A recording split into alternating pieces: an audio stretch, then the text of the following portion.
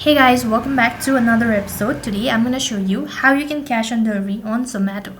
So in order to cash on delivery on Zomato, first thing first, you'll have to make sure that you already have an account and that you've already added billing address and all sort of details.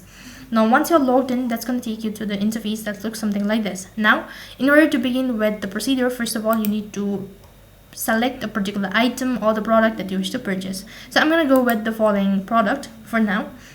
After you selected the product, you can go through the details of all of these. Now then, to begin with, you can just go ahead and select the particular product. Let's say that this is the one. So after you're done selecting the product, next page is going to ask you to confirm it by entering the OTP. Once you're done confirming that, lastly, you'll have to select the payment method. So you can either do it online through credit card or mobile banking and all sort of things, or you can do cash on delivery. So if you see the option as cash on delivery, just tap on it and then you'll be receiving a notification stating that your order has been successfully submitted. And so that's basically how you can cash on delivery on Zomato.